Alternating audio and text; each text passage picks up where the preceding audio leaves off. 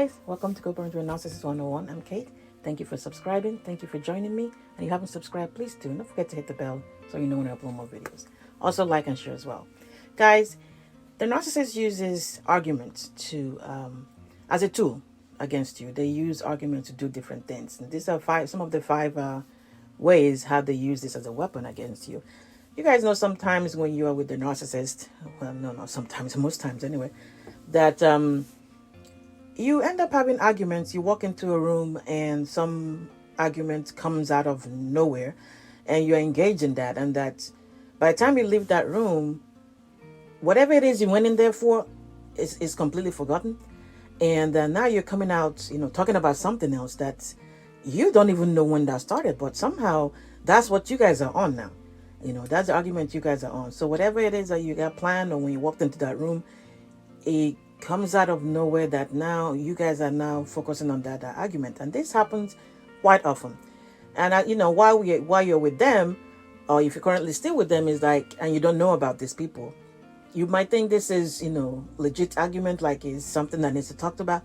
But as when you step outside of this madness, step outside of this insanity and look in, you realize that all those arguments they're planned. They're planned, and it happens at certain times, certain points. It's not something that just come up. They already planned how to use this argument. So these are some of the these are 5 ways that they use this as a weapon. One obviously is throwing away from responsibility. So let's say they're you are still with them or whatever, or you're co-parenting with them. And you're going you're leaving the state, or you're going for some business trip, something, or you're going to be gone for like 5 hours or something. And you're like, okay, you need to stay with the kids. Let me go do this, get this done. I'll be back in an hour, back in 2 hours. And no, the narcissist will at that point, because they don't want to do that. So the next thing you will hear is how this always happens. 5 years ago, blah, blah, blah, blah, blah, that happens. And your mom came over and you were supposed to watch the kids. And then you never watched the kids. And then everybody left the kids for me and this and that. So this is coming out from different, 5 years, different events, different people is thrown in there. So you are in the midst of like, wait a minute, what are you talking about? Then you start, no, that wasn't what happened 5 years ago. This is what happened.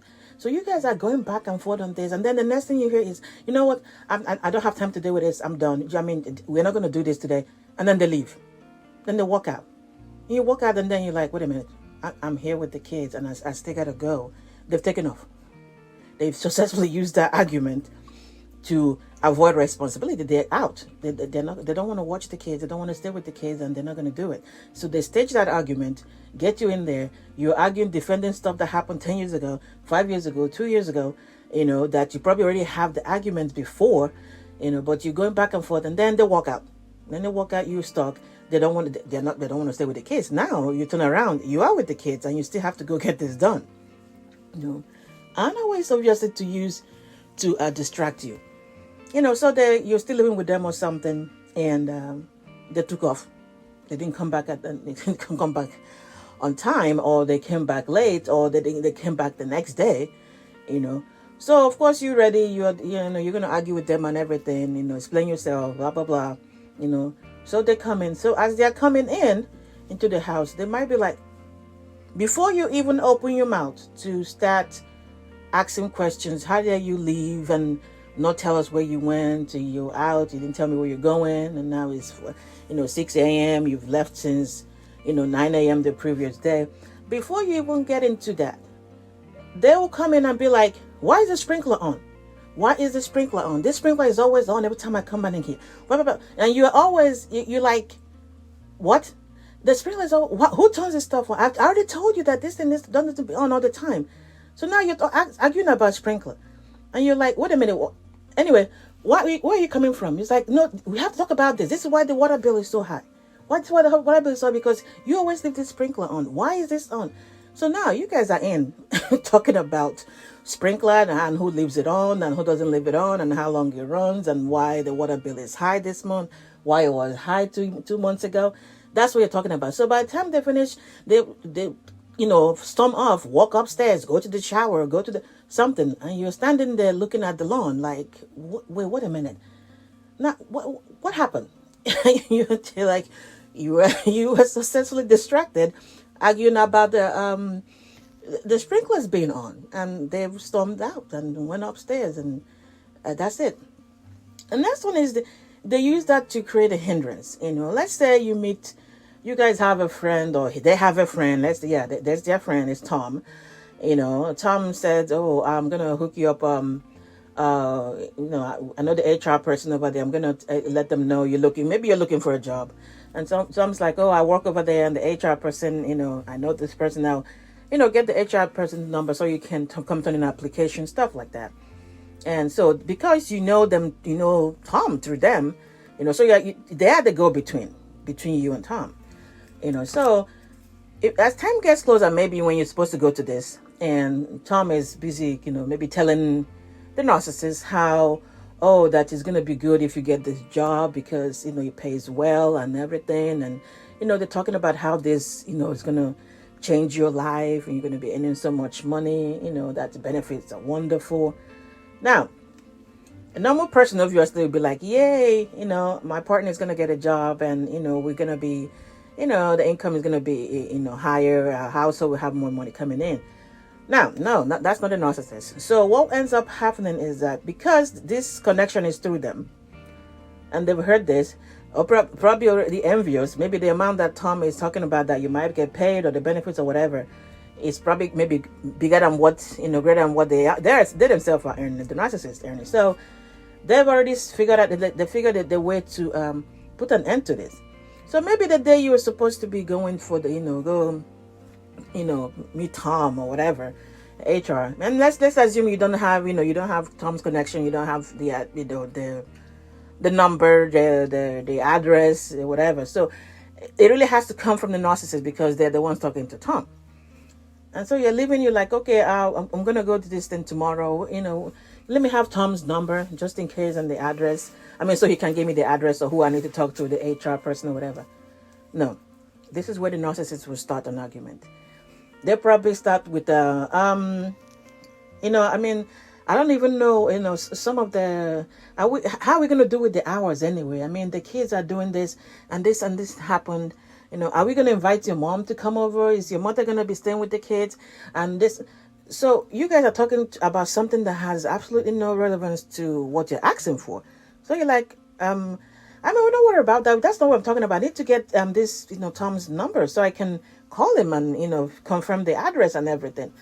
No, this is what we, this is how you always do. We start talking about important stuff and you don't want to engage in it and you're talking about something else. We need to get this cleared out. What are we going to do? And that bill wasn't even paid. How are we going to make sure these bills are paid? Somebody needs to keep an eye on this stuff. And why is the electric bill going up anyway? You see, look at this light over here. Why is that light on now? This is how it will go. It goes from everything thrown into the fire, it's like a bonfire, everything is blazing over there, and you are still like, wait a minute, then you're defending the electric bill, then you're defending if your mother is coming or not, then you're defending if, why the house is this and that, you're defending everything, but the information you need is not forthcoming. So why this and this is going on? And they're like, I'm not even done with this argument, I'm not going to deal with it. Either they walk off, or they give you the silent treatment, which means you're not going to get any information from Tom. You're not going to get the information you need to call Tom. You're not get the number. You're not going to get the address. And that stops that right there. So that you are now, okay, how do I reach Tom? I'm supposed to go to this, meet them in here, the interview tomorrow. Of course, this stops you from going. So certainly they never give you the numbers and everything. You never go. So this puts a roadblock to you planning to get this job. That Tom gave you the connection, trying to, connect you with the HR person. So the next one is they run from accountability. Let's say, they're supposed to pick up the kids for spring break, pick up the kids for summer and whatever. So they already know. They know when they're supposed to come. They know what they're supposed to come, So the time gets near. You don't hear anything from them. They don't show up. Or they don't come drop off the kids. None of that, nothing happens. So as you're like, wait, 1 week, maybe it's a spring break, and the whole week go by, or maybe it's half half in the week. I've already gone 4 days. I've gone out of the week they're supposed to spend with the kids for spring break, and you're asking, you didn't come and spring break is almost over. You didn't come and get the kids, or you didn't bring the kids over, something like that. And then they go with what? Wait. I mean, hold on. That's not my fault.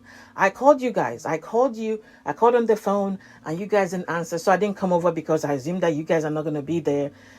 So why would I come over? I'm not sure what you guys are doing, because I make these efforts. Nobody shows up. I called. Nobody, you guys didn't answer. So what am I supposed to do? Am I supposed to come over there? I'm not sure if you guys are home or not. Now, it doesn't matter that they know when they're supposed to come pick up the kids. They know when they're supposed to come drop off the kids. That they know when the spring break starts. That they know when the summer starts. They know all that. It doesn't matter.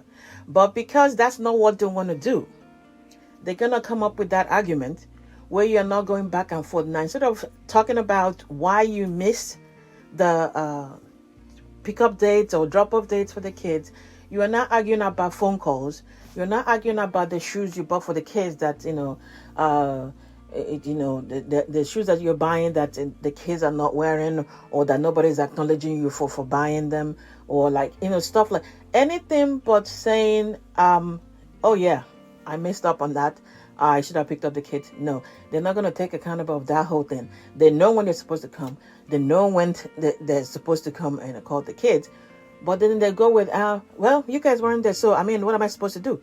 You didn't answer the phone. So technically this is your fault, because if you answer the phone, then I'll know you guys are home. Then I come pick up the kids. That's the defense. That's what they're going with. So the next one, of course, is playing a victim. Oh, this is they are perpetual victims. It never really ends.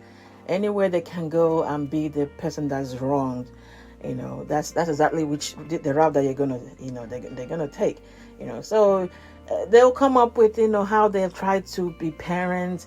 Nobody's trying to, you're preventing them from being the parents they want to be. Even them in the way they're doing so much, paying child support, but nothing that the kids do. Nobody tells them. You don't tell them anything about the kids, but they're paying their child support. And it doesn't matter if they're paying child support periodically, like they pay this month, and then 2 months later they don't pay, then they show up, or that they come to the kids, they never come to the kids' game, or they never show up, but they'll tell you how they are making all this effort, that you are somehow stopping them from doing it. Everything is against you. You don't understand. I don't understand why. I'm trying to be a good parent, doing it, but it seems like you are destined. Your plan is to stop me from being a parent, stop me from trying to be a part of my kid's life. This is what you do. I don't know what I did wrong, because I'm doing all this stuff, paying child support on time, paying this on time, showing up for the games. Like I said, none of this didn't have to be true. It might be once in a blue moon thing that happens. It doesn't matter. But they're going to use that to go to play that argument. Of course, what does that do for you? You go in and jump in and defending yourself. Yes? Like, what do you mean? Talking about you weren't here. You haven't been here for like 6 months. You haven't been here for like 3 months. And then that argument is going on. Now they are busy playing the victim, and you're over there trying to tell them how they're not the victim, But the argument, nobody remembers again that, you have not shown up for 6 months to check your kids. You have not shown up. You have not paid child support. You have not called the kids, certain amount of time. But then, the victim argument is now what you guys are in. They are telling you how, yes, you definitely single them out to be not for them to be part of the kids' life. You've cut them off, and no matter now, regardless of everything they've been doing to be, trying to be a good parent, that you somehow stopping them, that you've wronged them, and then they tell this story to everybody, So, but this is the argument that you've been engaged in and for them not to acknowledge the fact that. They haven't shown up for 6 months. They haven't called for a week, But they use that argument to, that they're going to play victim. The world has wronged me. All of you have wronged me. So this is this is the route that they go, So guys, as you come out, you realize what these things are. You see how they are placed in if you're still living with them, where arguments show up for out of nowhere. There's something that they're hiding. There's something they're trying to run away from. There's something they're trying to distract you from. Is always the case. Those arguments that come out of nowhere, and it won't make sense. It doesn't even have to be the same year. That it doesn't have to be the same. You be arguing about stuff that happened years ago. That's how you know there's something they're doing. Either they're planning to maybe run out of the house, leave you, and not do what they're supposed to do, or they've already done something and trying to get you not to focus on that. Either way, a narcissist uses arguments. They use arguments as a weapon, against you. They use arguments as a weapon against you to, further the agenda. There's always an agenda. Always. All right, guys, get a hold of your mind and everything's falling into place. Please like and share. Take care.